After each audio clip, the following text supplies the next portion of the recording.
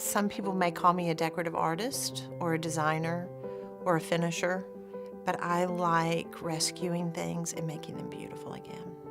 And it's like the uglier it is, the more fun it is, because I love the transformation.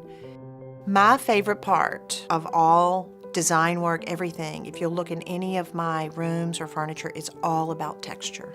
It's always about texture, mixing of that texture, rust or something chipping off, or how it's worn down to the color underneath or whatever. It's all about texture.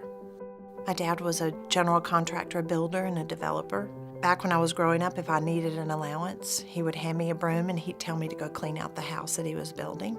So I learned to work with my hands. I grew up around construction sites. My mother was an interior designer. And so I loved the whole process of rescuing those homes and seeing them go through this metamorphosis of something really beautiful. And then that person would walk in and they would buy it like that. So I didn't realize it, but I basically started doing the same thing with furniture, and then I started doing that with homes as well. I love it when somebody's never been in my home before and they'll say, okay, so tell me about this room. And everything has a story, everything. I have a company that's been around for 30 years that has been an obsession of making a home more beautiful. Many years ago, when I met my husband, Gene, we would buy these pieces and we would finish them and turn around and resell them.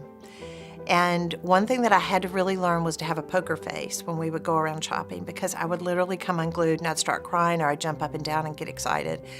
And he pulled me aside one day and he said, you've got to understand that you've got to be able to control your emotion when you see something and you get really excited. So he's been the negotiator ever since.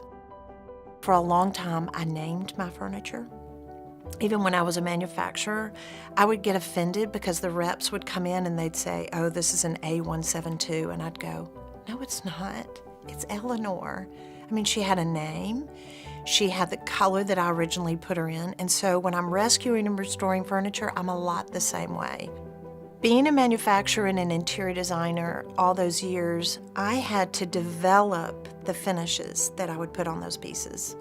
I couldn't go to the store and buy those products because they didn't exist. I had to go back historically and artistically from how they actually did it during that period of time. But as the economy started to change, people weren't buying really expensive furniture, and a lot of it was being made overseas. I also found out that we threw away 28 million pieces of furniture every year.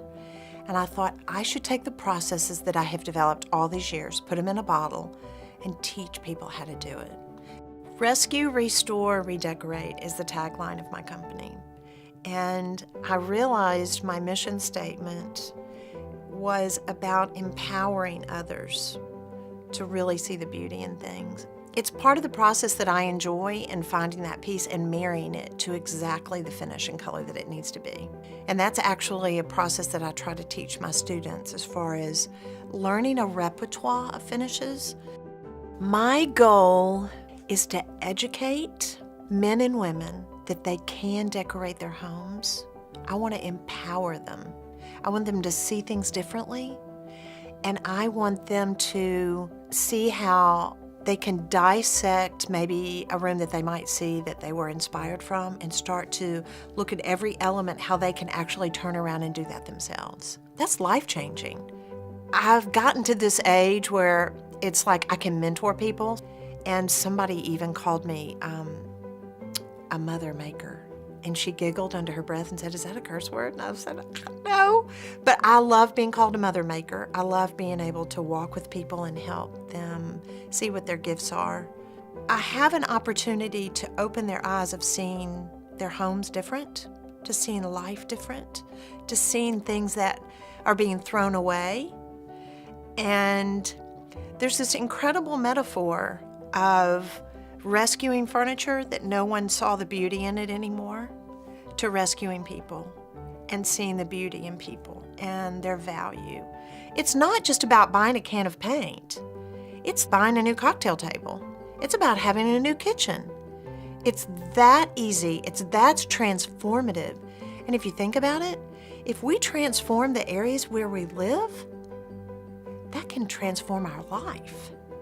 That's what made me realize what I did was really exciting.